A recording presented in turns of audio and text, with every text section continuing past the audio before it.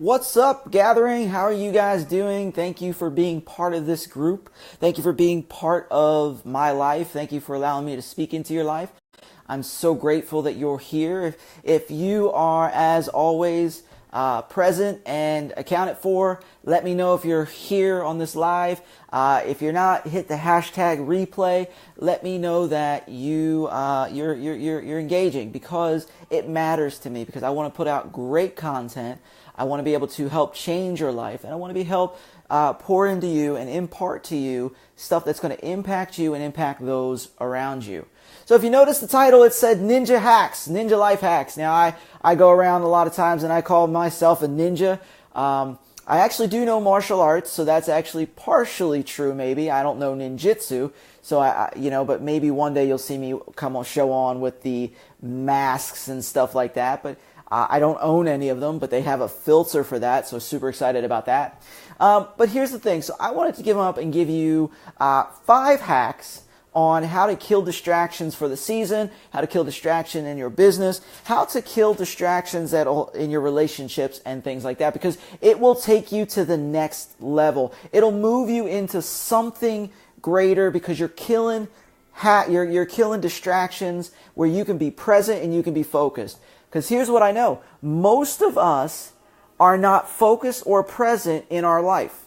We drift through our lives, and what we do is we hope to catch glimmers and hopes in our life that we had a good life. But the truth of the matter is, at the end of our lives, most of us regret not living the life that we wanted to live. So let me give you 5 hacks. Boom, 5. 5 is the number of grace. I am a believer, so therefore a Christian. So therefore I use a lot of that terminology. Here's the deal. Hack number 1. Disconnect yourself from all of your devices at times. Now, we are one of the most interconnected worlds out there. Smartphones and iPhones and Androids and all this stuff. Bluetooth, everything. We're super connected, right? Well, here's the lie of that. We're super connecting in a way that we're interacting with each other, but we're not truly connected to each other. Did you hear what I said about that? We're interacting with each other, but we're not truly connected to each other. So the first hack is going to be disconnect yourself at times, at set intervals, from all your devices. Why? Because you have family and friends at home that you've been neglecting in lieu of your devices. I mean, I see it in my own house. My kids will be on their little tablets and their phone. My wife is watching TV, and all the idiot devices are going strong, but the family unit is not having that connection. And you may be true about your spouse. Maybe if you're newly married, maybe if you've been married for 20 years. What is distracting you? What is keeping you from being present? And what I mean by being present, that means actively listening. That means looking somebody in the eye and not saying, yeah, I can multitask. The lie of multitasking is that you can't multitask and do it well, particularly when you're dealing with people, right? So one of the things is set interval times each day where you're going to take breaks from all your devices. It could be an hour, it could be 30 minutes, whatever you need. It could be about 6 or 7 hours. Whatever you feel you need, set a perfect time and say, here's what I'm going to, boom, take time off from my devices. Why? So you can be present and you can connect to those around you.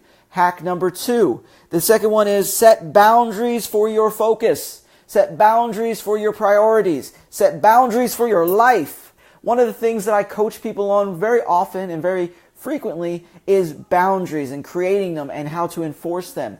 Most people that I know, including myself, and I'm getting better at this over the years. Matter of fact, I have very strong boundaries now, but when I first started this, they were weak or they were non-existent.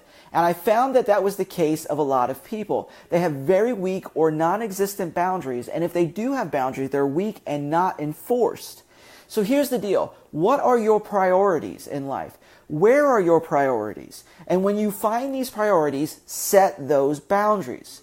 Okay, so here's like a perfect example. When I get home and pick up my kids, I will not pick up the phone for a little while. Why? I haven't seen my kids for 6, 7, 8 hours, and I'm not going to be on the phone trying to coach somebody while my kids are here. Now, if we've been here all day, I'll pick the phone up later, but when I first see them, I will at all times pay attention to them. That's a boundary in my life.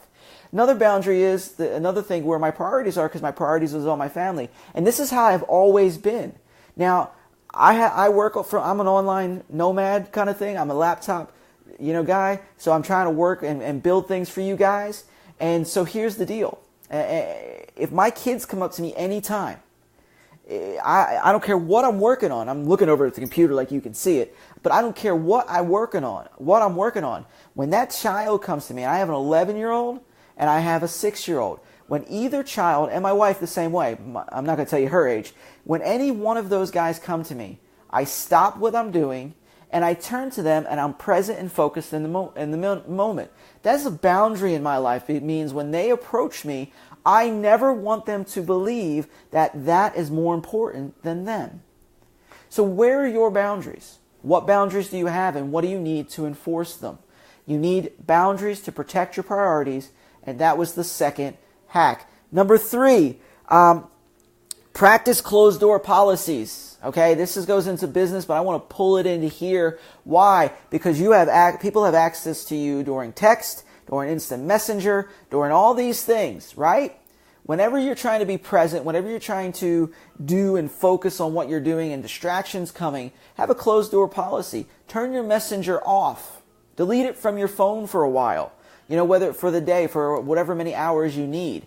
Put a reply message, because you can actually, I think you can set them up automatically. Hey, thanks for contacting me. Get back to you soon. Whatever it needs to be, because you got to close that door and say, here is my time for what I'm doing. You're not welcome at this moment. I love you. I cherish you, but you're not in this space right now because I need to focus on whatever priority I need to focus. Hack number 4. Here's the deal. Learn to be the no ninja. And don't learn to be not a ninja, learn to be the ninja of no. Which means this, learn to say no. Learn to be in there and say no, no, no, no. And what no means is that when I say no to the thing or the opportunity, I'm saying yes to me. Doesn't make it a bad opportunity. Matter of fact, it may be a good opportunity. But I have to have my priorities in order, and good opportunities could be distractions from best opportunities. And best opportunities could be distraction from God opportunities. So you've got to learn to say no to certain opportunities, because you can't do all things for all people, right?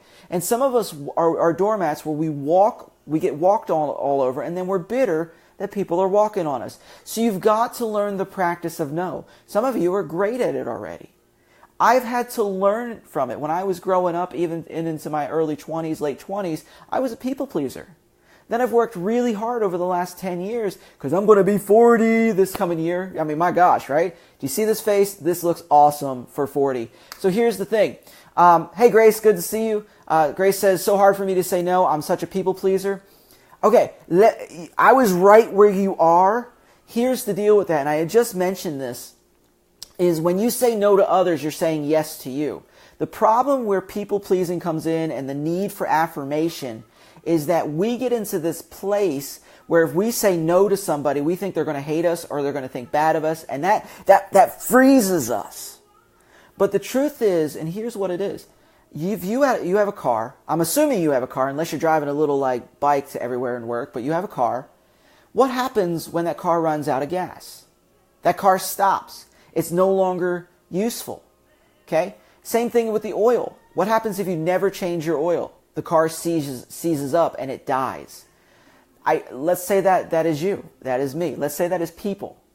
What happens because you say yes to everyone when you run out of gas, or when you've never invested in yourself and you burn out? It means you're not good for anything. So when I say no, when I learn to say no, I'm saying no to you because I have to say yes to me. Because I want to be able to be healthy. And the healthiest, the greater your internal health, mental, emotional, physical health, or mental and emotional health, the greater amount and the greater ability that you can say no. And it takes practice. It takes a lot of practice. You got to get in there and say, okay, no, no, no. And start small and build big, okay? And realize, and then people-pleasing, that's a whole different subject to work on. That comes from deep insecurities that are dealt with, that are created as in childhood by some issues or something. That's where most of them are created, because we become overly pliable to make people like us.